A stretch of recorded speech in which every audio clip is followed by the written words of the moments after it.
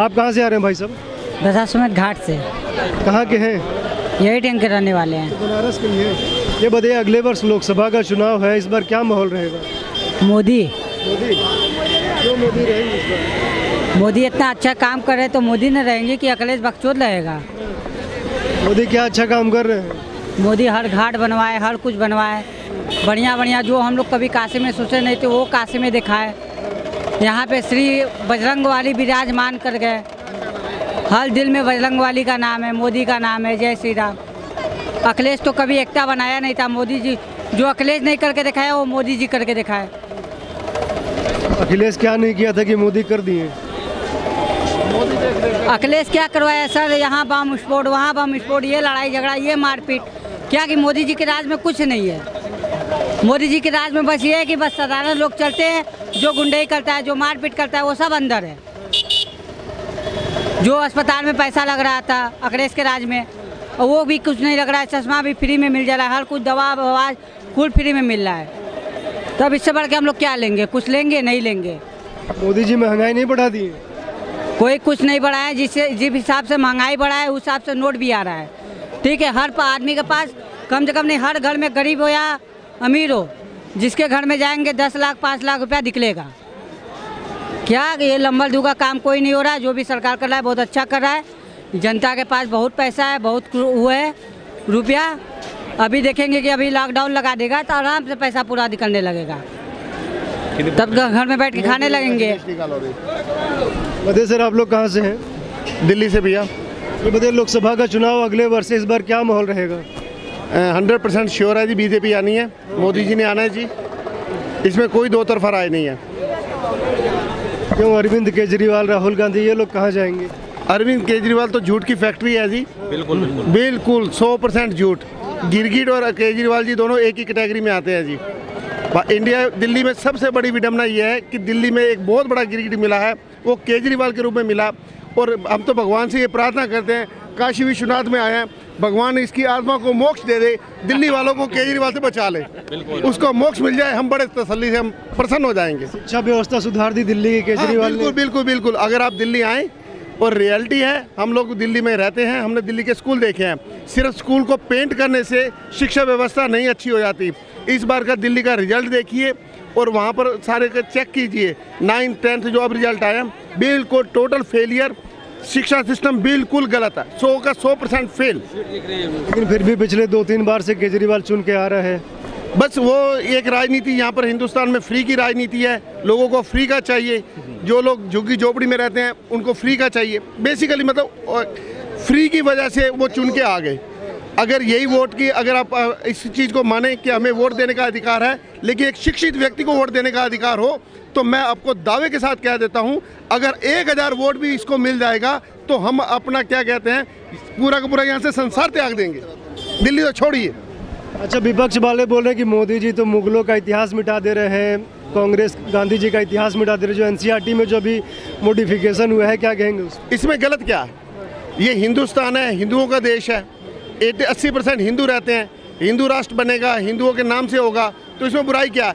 जो मुगल थे, जिन्होंने अटैक करके हिंदुस्तान पर आक्रमण करके हिंदुस्तान की सभ्यता को तहस नहस किया और अपने नामों से वो ये चला दिया, तो अपने नाम से सारी जगह बना दी। और अगर वो जगह का नाम मिटाकर दोबारा हम हिंदुओं के नाम से ले रहे हैं, तो इसमें बुराई क्या? बुराई नहीं है। मेरा मानना है ये कोई गलत नहीं है। हिंदुस्तान हिंदुओं का है और हिंदुओं का रहेगा। और इसमें मतलब जो दूसरे आक्रमणकारियों के नाम से हम जगह को जाने, ये गलत है। हमें अपने बच्चों को वही दिखाना है जो पहले यहाँ पर नाम हुआ करते थे। आप कहाँ से हैं सर? हम गुजरात से हैं। गुजरात से? हाँ। क्या माहौल रहेगा इस बार? हमारा बीजेपी 100%।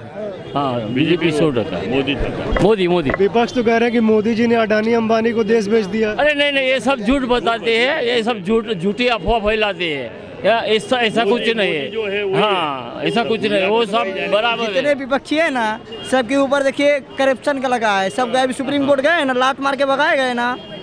ये लोग को क्या करना है? सब करप्शन में डूबे हुए हैं। इनको अपने बच्चे, बेटी, बहू सब यही देखना है, इनको किसी और को नहीं देखना है। देखिए हमारे यहाँ के मुख्यमंत्री जी, मैं मुख्यतः उत्तर प्रदेश का नहीं हूँ, फिर भी मैं चाहता हूँ कि ऐसे मुख्यमंत्री होना चाहिए। और मोदी जी के बाद तो बाबा बैठेंगे ही जाके। चाय वाले से दिक्कत हो रहा है ना, गाय वाला बैठेगा तो नानी याद दिलवा देगा सबको।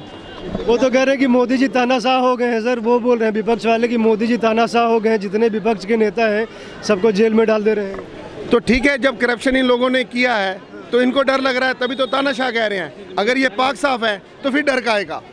अगर आपने कोई चोरी नहीं की तो आप ईडी वीडी से क्यों डरेंगे? बताओ, कुछ ना कुछ करप्ट हैं आप लोग, तभी तो आप डर रहे हैं ना। अब मनीष सिसोदिया जी गए जेल में, करप्शन किया तो जेल में गए ना। क्या इतने बड़े जजमेंट जो जज दे रहे हैं, न्यायपालिका अलग एक सिस्टम होता है, न्यायपालिका ने उनको अंदर किया है, तो आप इससे कैसे कह देंगे कि इसमें मोदी जी तानाशाह है? हम इस चीज़ से एग्री नहीं है आपके। वो तो कह रहे हैं कि बहुत अच्छा काम किया शिक्षा के क्षेत्र में मोदी जी, इसलिए उसको जेल में डाल दिए। मैंने आपको अभी शिक्षा के क्षेत्र की बात बताई है। मिस्टर नटवर लाल जी बैठे हमारे दिल्ली में, ये कुछ नहीं कर सकते, सिर्फ एक प्रोपेगेंडा चला रखा है झूठ को सच कहने का।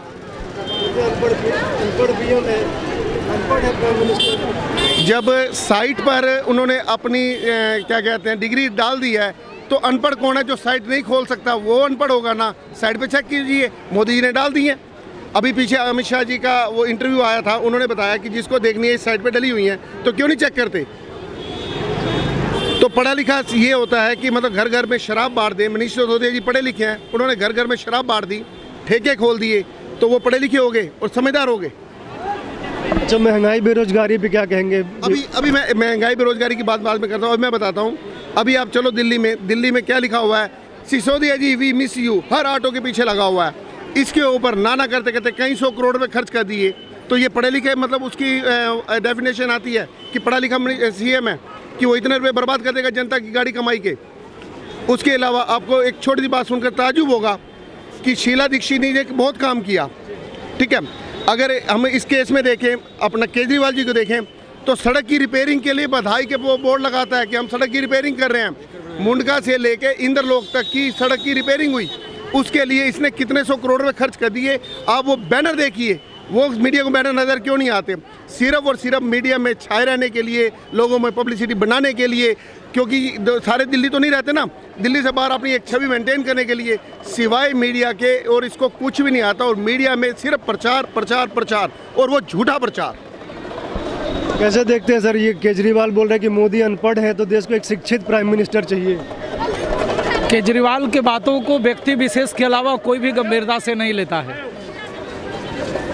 ये दुर्भाग्य है देश का, ये दिल्ली की दुर्भाग्य है कि केजरीवाल जैसे गद्दार मक्कार लोग आ गए हैं। लेकिन असलियत छुप नहीं सकती बनावट के असूलों से। ये कुछ दिन के हैं, ये वही जयचंद हैं जो जयचंद भारत पर एकाधिक्य करके कुछ दिन तक राज किए, पुनः मारे गए, पुनः सत्ता से हटाए गए, ये भी हटाए जाएंगे बहुत जल्द। और मोदी से और इनका कोई तुलना नहीं हो सकता है। कहाँ राजा भोज, कहाँ गंगू तेली, कैसे आप कर सकते हैं तुलना? ये तुलना समकक्ष हो ही नहीं सकती है। बताइए सर, आप लोग कहाँ से हैं? हम ये मथुरा से हैं। ये बताइए 24 में जो लोकसभा चुनाव है, प्राइम मिनिस्टर किसे देखना चाहेंगे? मोदी। जब तक मोदी की सांस में योगी जी नहीं 24 में तो साहब मोदी जी का है। 24 में मोदी जी, और उसके बाद में फिर तो जब तक जिंदा है जब तक योगी। क्यों मोदी योगी क्यों, और कोई क्यों नहीं? उसके बाद में योगी। देखिए, एक तो ये परिवारवाद जो है हमारे यहाँ देश में, एक तो वो नहीं है, बिल्कुल परिवारवाद से अलग है, बिल्कुल साफ लोग हैं, मतलब खाने पीने का काम नहीं है। मैं बताता हूँ आपको कि मोदी क्यों जरूरी है। हिंदुस्तान और हिंदू उत्थान के लिए अभी नहीं, अगर आम जनमानस की आप लीजिए तो आने वाले 100 वर्ष तक अभी इस पार्टी की आवश्यकता है। क्योंकि इतने विधर्मी, इतने आतताई, देशद्रोही जितने भी ये चाटुकार हैं, ये खोखला किए हैं जिस रीढ़ को, जिस द्वंद्व को दूर करके भारत में पुनः इसकी स्थापना के लिए 100 वर्ष आवश्यकता है। लेकिन अच्छी पार्टियां जब आती हैं तो 100 वर्ष के कार्य को 10 वर्ष में कर देती हैं, जिसका सीधा ज़्यादा जीवंत उदाहरण बीजेपी है।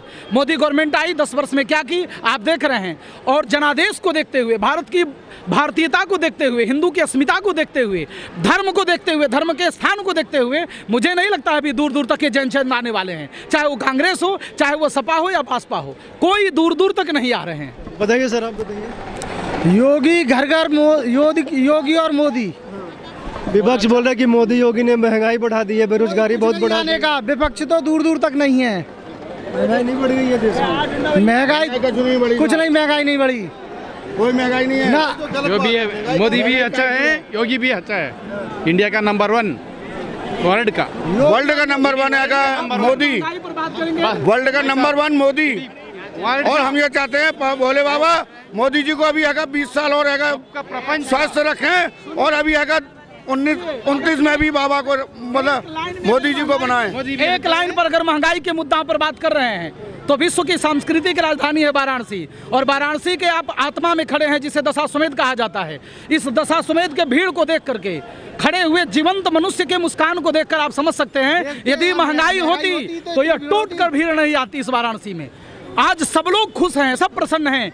1 रुपये की यदि अधिकता है, महंगाई है, और देश को सुरक्षा, देश को नीति, देश को रोजगार, देश को सड़क, देश को बिजली, देश को पानी, देश को संविधान जैसे सुंदर व्यवस्था मिल रहे हैं, वहाँ महंगाई नगण्य हो जाती है, जो भी वर्तमान सरकार में नगण्य बनी पड़ी है। देश को सुख चाहिए, शांति सामंजस्यता चाहिए, जो अभी मिल रही है और ये मिलेगी। आज हमारी बहन बेटी रात में दिन में कभी भी सुरक्षित है, मतलब कोई टेंशन वाली बात नहीं है।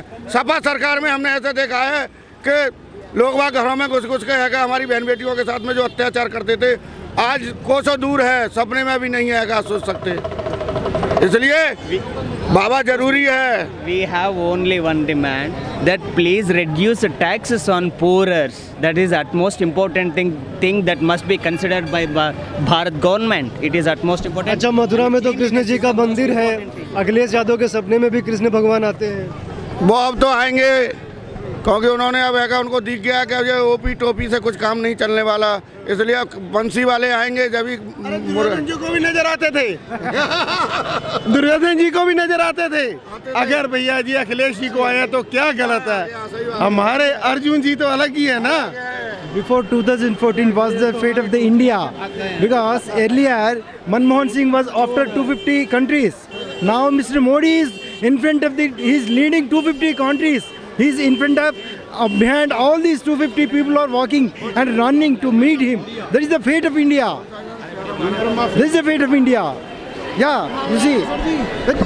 आप लोग बताइए सर, कहाँ से हैं आप? बताइए जी सर, हम इंडिया नेपाल बॉर्डर से आए हैं, सोनौली हमारी जगह है।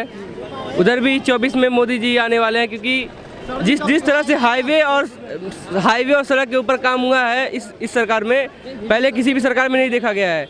हर जगह सड़क, हाईवे और रोड, जितने भी धर्म स्थल सबको बनाया गया है, उस चीज़ को देखते हुए और सबको यही लगेगा कि मोदी जी 24 में आएंगे दोबारा।